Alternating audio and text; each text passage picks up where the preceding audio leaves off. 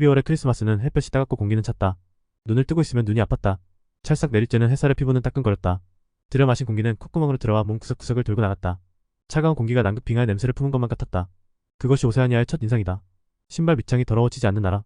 정갈한 카펫을 깔아놓은 것처럼 잔디가 덮여있고 그 어디를 봐도 그림과 같았다. 마치 사진 촬영을 위해 강한 조명을 켜놓은 것처럼 모든 것은 모델 같았고 그림 같았다. 그곳을 지나다니는 사람들의 표정에도 여유가 있었다.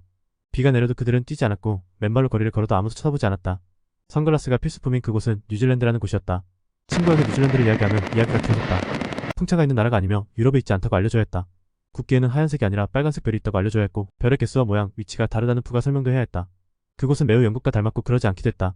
뉴질랜드의 전통 음식을 묻는다면 현지 친구들은 피쉬앤칩스를 답하곤 했다. 다른 음식을 물으면 스테이크앤칩스를 답하기도 했다. 영국 여왕의 생일은 국경이었으며 국기 자체에도 유년적이 있었다. 별것 아닌 것들이 뭐든 새로워졌다. 배경이 바뀌었다. 어쩌면 배경이 바뀌었다는 믿음이 그렇게 만들었을지 모른다. 사람들의 표정과 말투에 의미를 부여하기 시작했고 그들의 행동에도 여지없이 그랬다. 그것에 의미를 부여하니 모든 것은 신기했고 새로웠고 흥미로웠다. 애초에 언어에서도 그랬다. 날마다 배움이 가득했다. 어떤 표현을 사용해야 하는지 카페나 병원, 식당에서 언제나 배웠고 언제나 실수했고 실수한 흔적은 기억이 되어 잊혀지지 않는 추억이 됐다. 그것들은 나의 머릿속 메모리 공간 어느 한켠을 차지하고 완전히 새로운 자아가 될 것만 같았다. 사람들이 말할 때 그들의 입술을 뚫어지게 쳐다봤고 그들의 입술 모양과 혀의 움직임, 목젖이 떨림까지 느리게 보였다. 어제 들은 말을 오늘 써보고 오늘 써본 말을 다시 들어가며 그들이 사용하는 말의 어감을 알아가는 재미가 있었다. 내가 떠난 이유는 여행은 아니었지만 여행이 일상을 새롭게 한다는 것은 어느 정도 동의한다. 새로운 곳으로 떠나는 경험은 반드시 필요하다. 원래 사람은 환경에서 배우는 터라 맹자의 어머니도 3번이나 이사를 떠났다고 하지 않던가? 환경이 바뀌면 사람이 바뀌고 사람이 바뀌면 관계가 바뀐다. 관계가 바뀌면 결국 자아가 바뀐다. 과거에 내가 쌓아올린 흔적들에서 벗어나 새로운 것들과 관계를 맺고 새로운 사람이 되는 것은 다시 새로운 환경을 만드는 중요한 출발점이다. 매 순간이 뚜렷하게 기억나는 까닭은 오늘 아침 먹었던 식사 메뉴가 기억나지 않는 까닭과 완전히 상반된다. 그것이 기억나는 이유는 그것이 새롭기 때문이고 그것이 기억나지 않는 이유는 그것이 반복적이기 때문이다. 우리는 반복되는 어떤 것을 일반화하여 같은 것으로 인식한다. 고로 반복된다는 것은 이미 흘러넘치는 호수에 빗물을 뿌리는 것과 다르지 않다. 충분히 적셔도 티나지 않는 충분함. 삶이 풍요로워지기 위해서는 한 번도 적혀진 적 없는 땅 위에 비를 뿌리는 것도 한 몫이다. 어린 시절 선생님들은 외국에 대한 이야기를 종종 하셨다. 외국인들은 개인주의가 심하다거나 정 많은 국가는 한국만한 곳이 없다거나 이들은 자신감이 넘친다거나 하는 것들이 그렇다. 내가 본 것이 일반적이라 할 수는 없지만 10년을 겪어보니 사람 사는 것은 다 똑같더라.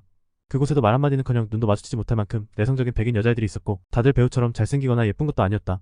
중학교 때 배운 영어 문법을 현지 애들이 틀리는 경우는 허다했고 연애에 대한 고민, 취업에 대한 고민, 인간관계에 대한 고민은 거기에서도 그대로 있었다. 정도가 다르지만 사람 사는 것 다 똑같다.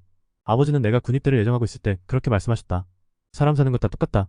실제 아버지는 특전사로 군 활동을 하셨지만 그곳의 사람들이 특별하다고 생각하지 않으셨다. 어디에도 이상한 사람이 있고 좋은 사람이 있다. 비율의 차이라면 존재할지 모른다. 그러나 실제 외국인 친구들은 점차 그냥 친구가 되어갔고 사용하는 언어나 생김새의 경계는 희미해져서 사람으로 보였다. 어떻게 보면 언어, 비즈니스, 마케팅, 경제, 경영 그 따위 것들이 아니라 내가 가서 얻은 가장 소중한 배움은 그것이었다. 사람이 사람으로 보이다는 것. 그 시선을 얻었다는 것은 꽤 엄청난 것이다. 사람을 상대하다 보면 나쁜 사람과 멍청한 사람, 이상한 사람, 좋은 사람들이 있다. 그들이 그렇게 보여지는 데에는 다 그럴 만한 이유가 있다. 누구나 사연이 있고 누구나 자신만의 역사가 있다. 그것을 완전하게 이해하기 위해서는 그들의 역사를 배워야 하고 그들 각각의 역사가 5천년 된 한반도의 역사를 배우는 것보다 어렵다는 것을 인지했을 때 그것을 배운다기보다 그냥 수용하는 것이 맞다고 깨닫게 됐다. 그런가 보지. 뭔가 이유가 있나 보지. 그럴 만하니까 그런가 보지. 그런 자세로 삶을 살아간다. 결국 나에게도 비슷한 시선이 생긴다. 나의 역사를 설명하기에 상대는 그 지리한 것에 호기심도 없을 것이고 시간도 충분치 않을 것이다. 나의 온전체에 대해 충분한 설명과 이해를 줄 여지가 없을 때 나는 어떻게 보이든 상관없는 사람이 되기로 했다. 노현치 작가의 낯선 계절을 알려준 것은 중장기 해외 생활을 한 젊은 부부의 일상이 담겨져 있다. 이 글을 읽으니 20대의 나의 생각들이 그대로 되살아났다. 맞아. 그랬지. 지금은 조금씩 잊혀져가는 그 기억들이 다시 살아나는 걸 보니 내가 겪은 기억들은 신기루나 환상 같은 것은 아니었나 보다. 가끔 현실에서 현실로 돌아온 지금에서야 그것들이 너무 환상 같은 경험이라 그것이 진정 나의 기억 속에 존재하는지 의심됐다. 그러나 기억은 먼지에 뒤덮인 사진처럼 먼지만 걷어내면 언제든 되살아나는 것이다.